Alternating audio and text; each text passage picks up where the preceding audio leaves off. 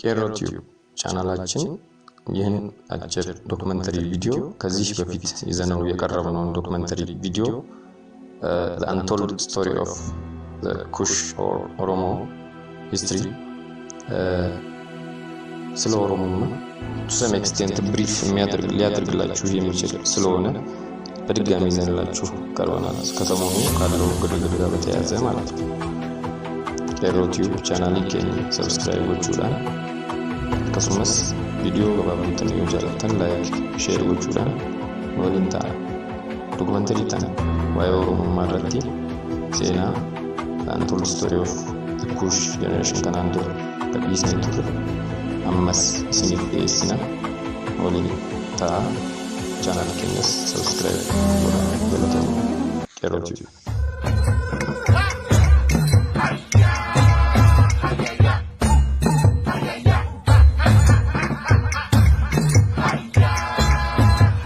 The untold truth hiding in plain sight.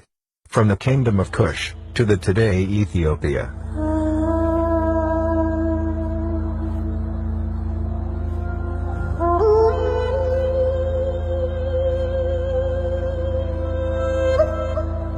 One the largest ethnic group in East Africa today, they were existed as a community of people for thousands of years in East Africa. Available information clearly indicates that the land of Kush, Nubia, or the ancient Ethiopia, in Middle and Lower Nile, was the home of the Cushitic speakers. It's from there that they subsequently dispersed and became differentiated into separate linguistic and cultural groups.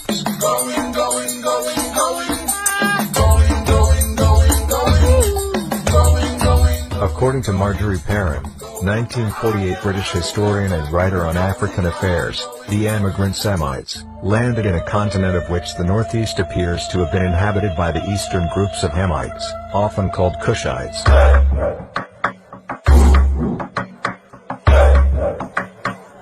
The various Cushitic nations, inhabiting Northeast and East Africa today, are the result of this dispersion and differentiation.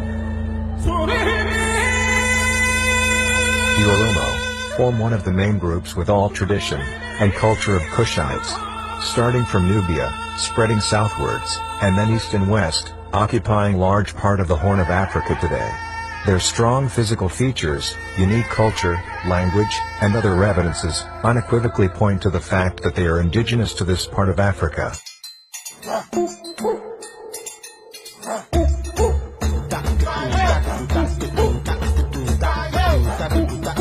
Many historians have clearly mentioned that the ancient Egypt land black KMT or Kemet was stolen from native African peoples, or the ancient Oromo ethnic group.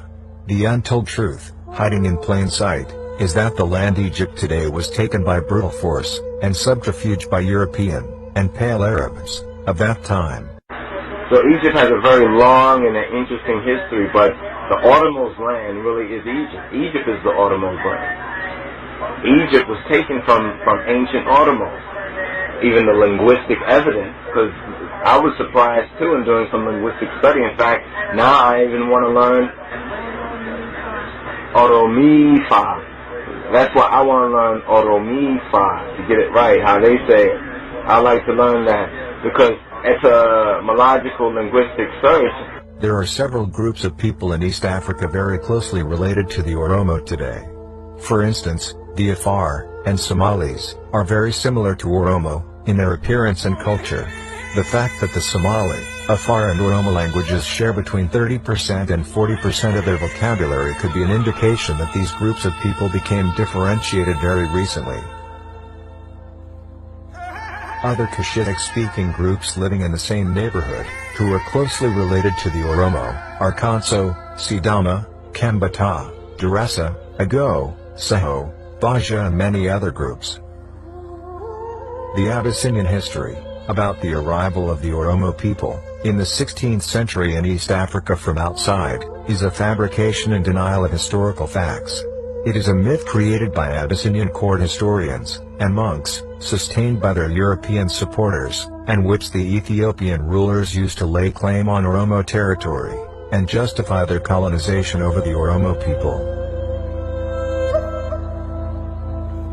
However, several authorities and historic evidences have indicated that the Oromo were in fact in the northeastern part of the continent before the arrival of the Habasha.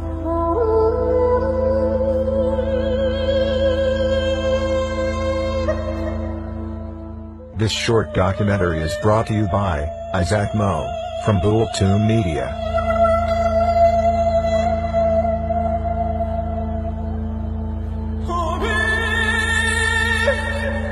If you want to understand today, you have to search yesterday.